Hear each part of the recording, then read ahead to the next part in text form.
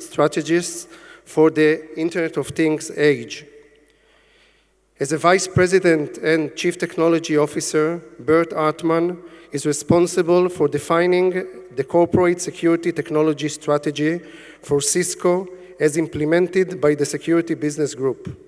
Mr. Hartman has over 30 years of experience building information security solutions for the major enterprises. His expertise includes cloud, virtualization, service-oriented architecture, and web services security, policy development and management, and security modeling and analysis. Prior to CISCO, Mr. Hartman was Chief Technology Officer of RSA and an EMC fellow, where he defined the security technology strategy for EMC. Please welcome Mr. Bret Hartman.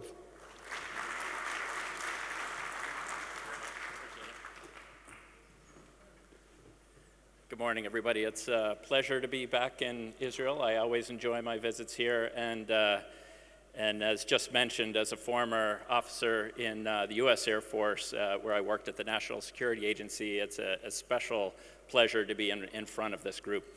So what I'll do now is change gears a little bit and talk about some thoughts with respect to cybersecurity and the Internet of Things, where things are going, and where at CISCO, where we see the future. So I think we all recognize, both in the commercial world and in industry, the massive opportunities around the digital age.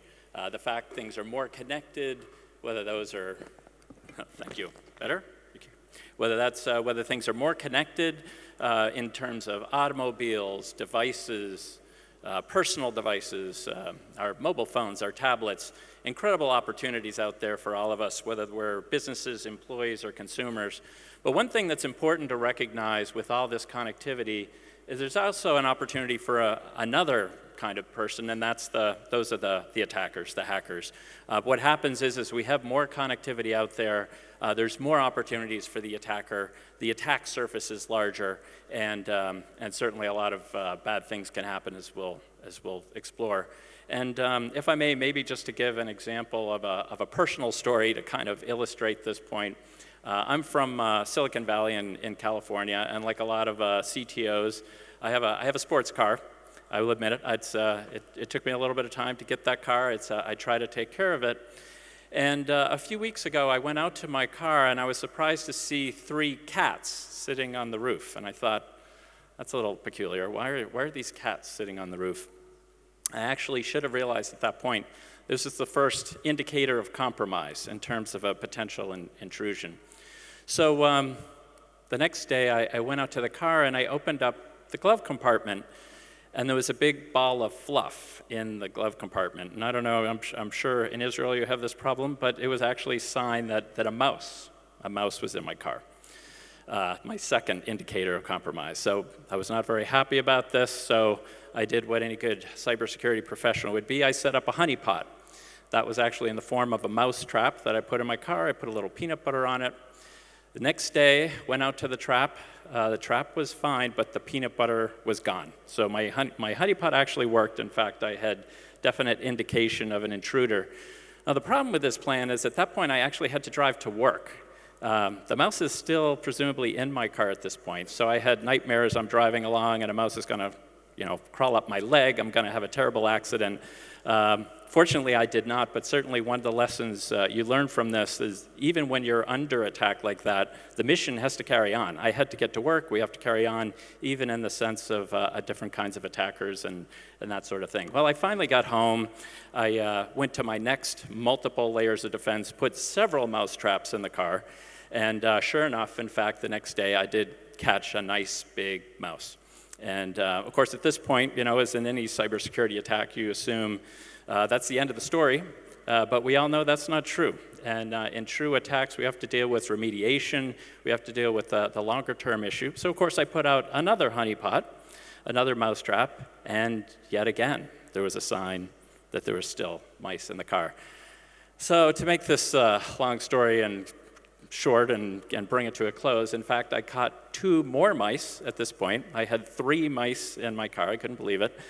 Finally got rid of them. At this point, as far as I know, my car is free of mice. Although, just like any good cybersecurity professional, I continue to be highly diligent in terms of any future attacks. I will admit, though, I'm a little nervous when I come back from this trip from Israel back home and get in my car. I'm going to be a little bit anxious when I first get in. So hopefully I will remain mouse-free. But the point, of course, here is that it's all about being diligent for those intruders and trying to keep one step ahead of the attacker. And to that point, we see a lot of evolution in terms of attacks. We have a very extensive threat intelligence group. And what we're seeing in terms of these attacks, whether they're from nation states, organized crime, political groups, terrorist groups, is the capability in terms of these attackers continues to grow. The speed of the attack, the agility, the adaptability, the fact that it's not a single attack, it's not just about going after malware, it's not just about stealing user credentials, it's a whole combination of techniques that these attackers use. We also are seeing more and more damage, not just stealing of intellectual property, but damage, destruction of files and other potential physical assets, as we know in the world of physical devices. What we see is organizations, both in the commercial world and in government, as they try to solve these problems, there's huge challenges in terms of the patchwork of different security products that are required. We have larger organizations that have that sell lots of infrastructure, and we also have many niche vendors, as represented by a lot of the startups here in this event. And organizations have to learn how to combine all these together. Certainly, I think it's very important for us to develop platforms and standards to enable all those different niche players to work well with the bigger IT platform vendors so we can develop integrated solutions, and we'll talk a little bit more about this. So we think about the challenges that organizations face, and they do in fact come from every direction. We see, as I mentioned, huge numbers of sophisticated attackers. We see dynamic threats. The threat landscape continues to change. The techniques, things like distributed denial of service attacks, continue to evolve. We see, and certainly I know folks in this room are very aware of the very complex geopolitical issues related to cybersecurity and how we deal with sharing of threat information and attacks from all over the world. We have to deal with complicit users, the fact that we may very well have insiders. It's not just about folks from a particular nation state attacking us, but plenty of insiders that may be looking to do damage. In the corporate world, we have to deal with boardrooms and the fact that security is very much a high-level boardroom issue. And finally, misaligned policies. Very difficult to set up our enterprise policies and how they relate to the IT challenges. Now, we start with this set of challenges in the typical IT world, and then we add the issue around the Internet of Things. And there are many statistics. This is one as a case in point where there are projections of 50 billion things that are going to exist across the world by 2020 and continuing to grow. This massive connectivity causes us huge problems in cybersecurity. And what we see as the connectivity grows, there's no way for people to be able to deal with the security. It's just impossible for people to manually set up the security for so many devices. So what we need to do is to evolve our technology to be much more effective in terms of automated approaches to make these sorts of things work together. So we think absolutely it's the case as we think about oftentimes at CISCO, we talk about the Internet of Everything, which is really the combination of people, process, data, and things all working together to deal with security. And there's no question, as we look at deployments, whether they're embedded systems, whether that's industrial control systems or embedded systems, like in the military, the fact is that security is a key component to virtually every single IoT deployment. Cybersecurity is a massively critical issue in this space. And there's just some enormous challenges as we think about security around Internet of Things. And this slide shows a few of the recommendations we have in terms of areas that require future work, future research, plenty of investments in the VC world. Again, startups here in Israel that are focused in this area. These are areas that are important for us all to evolve to make progress. So one is the notion of endpoint security, and in fact we have a group at CISCO here in Jerusalem that focuses a lot on trustworthiness of the endpoint. And all these devices, we have to make sure that those endpoints are tamper-proof, that we have a strong root of trust that exists in those endpoints. Sometimes that's not possible, and some of these devices, they're so small and so simplistic that it's impossible, but in many other environments, you can actually develop a much stronger root of trust. And so continuing to evolve endpoint security as it's deployed in all these devices is quite important. The second area is around access and commissioning. So this is the tie from all these devices, especially to network infrastructure, and making sure we have the right network access in place, things like network segmentation and other mechanisms, so we control how the devices can access the network infrastructure. The third area is around cloud-based security. So what we see in almost every single IoT deployment, there's a component that's related to the cloud. And that aspect continues to grow and grow, where devices are phoning home. They're calling off to the internet. We actually have a company now called OpenDNS that's part of Cisco that helps us there to use DNS as an example to access the cloud and get instructions, command and control instructions many times, or to download new versions of software on these devices. So the ability for the cloud to control these devices is quite crucial. And then the last area, we'll talk a little bit more about this, is the topic around data analytics and intelligence. All these billions of devices provide massive amounts of telemetry. And so the ability to create big data engines to pull that telemetry, do the analytics is critical for these devices. So in all four of these areas, we certainly believe these are important to continue research and development in this space. So now if we think about all these areas, let's talk and explore just for a few minutes what we think the next wave of the internet looks like and where security is going just overall in the industry. So perhaps the biggest takeaway as you think about security is that security needs to continue to evolve from something that you think about building in a box, building in a firewall or some other security appliance, and viewing security as an architecture, viewing security as something that's pervasive end-to-end across the entire infrastructure and built in.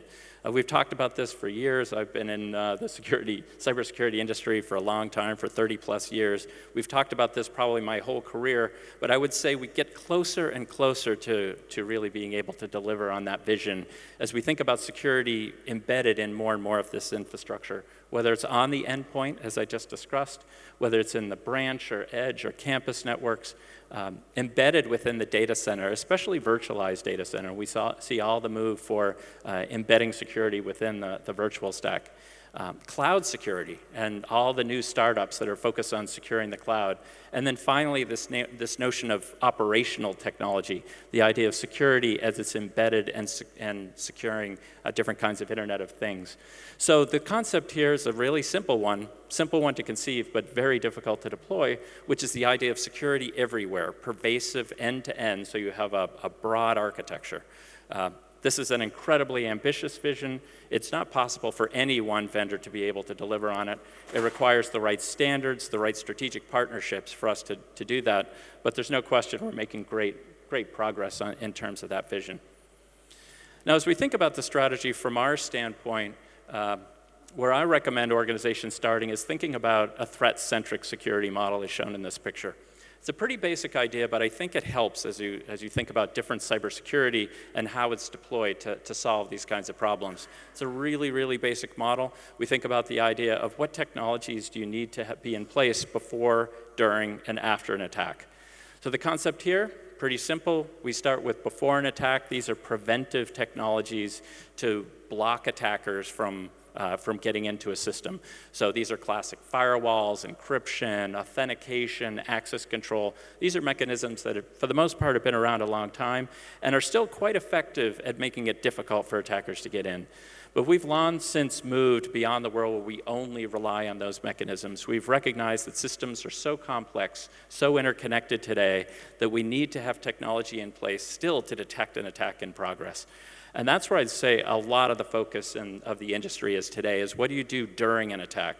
Do you have the right telemetry to see that the attack is in fact going on? Do you have the right analytics to walk through all that telemetry to find the attack? And then how can you respond and block it as fast as possible? So there's no question that middle category of having technology during an attack for detection and blocking is huge. The third category that is hopefully not very common, but but the concept of what do you do after an attack. If a breach occurs, it's very critical to be able to respond to that breach, remediate it, and get the technology, your stack, back to a good state so you can continue. Just like in my case, getting rid of all those mice, you've got to remediate and get back to a good state. And so this area typically is still very, very manual today. Typically after an incident, an organization will call in a group of consultants that will come in and help clean it up. It can take months and months to deal with the cleanup after a breach. I think there's a lot of potential here to be able to improve the automation around response. That's certainly an area we're working on, where more and more we can deal with the results of breaches by having responses to limit and contain the scope of a breach and then respond in real time, as we'll talk about next. And that's really this idea of a threat-centric architectural approach. So it starts with the fact that the threat landscape continues to grow and it's so complex. The fact, as we discussed, that the attack surface grows as things become more connected. The attack sophistication continues to grow as we have more attackers that are more motivated to steal data and to cause damage. And that the threat actors continue to grow. More people from all over the world are launching these attacks. So to deal with this massive complexity requires an integrated threat defense architecture. And that starts with visibility, as I described. That starts with very broad, very extensive telemetry to be able to take those feeds. And then next, to take those feeds and feed them into a broad set of intelligence analytics tools to be able to detect attacks. And then third, to be able to dynamically respond to such attacks and push those out to enforcement points on the fly. Again, today, this notion of visibility, intelligence, and enforcement is still not particularly well integrated in the industry, and I think it's all a matter of pushing this together and having more effective integration. So it focuses on these three areas around visibility, control, intelligence, and context to tie this together. The object of the game, when it's all said and done, is all about speed. It's the fact that attackers can get into a system, find what they want, and steal it faster than the defenders can detect them and block them. So that the more that we build systems that are faster and more automated to respond in real time and block those attacks, the better chance we have to defend ourselves. And that's, again, certainly where the industry is going. More integration and more automation to respond to these attacks. So I want to spend just for the last few slides, just a little bit around the intelligence area in particular, because I know that's very relevant to this audience. How do you take that telemetry? What does it mean? What does it mean to deal with it at scale? This is an example from the work that's going on at CISCO. Talos is the name for our threat intelligence and research group, and it just gives you an idea of the scale just for our company and what we do for our customers. We have millions of sensors across many, many different products, and they pull in, as shown in the slide, massive amounts of telemetry, and we block almost 20 billion threats per day. That's massive, and when you consider, in comparison to the number of Google searches, which is, I think, somewhere in the neighborhood of 3 to 4 billion, this is actually several times larger than all the Google searches across the world every day. So it gives you an idea of the scope of the amount of blocking of threats that occur across the product line. The way this works is to tie a number of different products together across a bunch of the infrastructure. So dealing with web-based attacks, so this is dealing with URL and reputation-based attacks. So the endpoint, as we discussed, detecting different attacks on mobile devices, on laptops and desktops. Attacks in the cloud, and the ability for organizations to try to get to different third-party websites and being able to detect and thwart those attacks. Attacks on email, things like spam and dealing with malware attacks that are embedded in email. And then finally, a number of different network technologies in terms of firewall, next-gen firewall, and the set of technologies there. So all these together pull different feeds to a common threat intelligence platform, which is pulling in, I think, in excess of 100 terabytes of data each day. It's a massive challenge with respect to telemetry. Now, this is an area that we've talked to actually here with, in fact, General Bremen in the past in terms of the ability to share intelligence information between industry and governments all over the world and across partners. So that's certainly a big focus for us as well.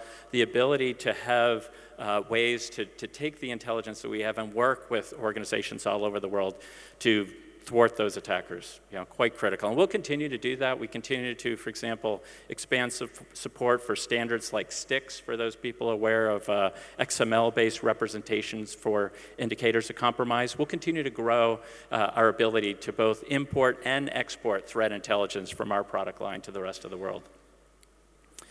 So in summary, if we think about the Internet of Things, security requires a very broad and extensive architecture. It requires, first of all, pervasive visibility, the ability to pull telemetry across those billions of devices to gather that information, whether it's network information, whether it's net flow, whether it's information about the user, whether it's information about the application. It's important to have consistent control, the ability to enforce security, to push security back down to those devices, to control and segment attacks so they can't basically provide lateral movement and infiltrate an entire system. Critical here is advanced threat protection, to have the analytics available, to have the big data, not just one product, but many different products that can take that telemetry, do the analysis to detect attacks. And finally, crucial to reduce complexity, we see the challenges around this very fragmented world of security, and what we need is the ability to pull it together, to integrate it and converge it, and that's where I think we're going to make some progress there. So thanks very much for the time and the attention, and enjoy the rest of the show. Thank you.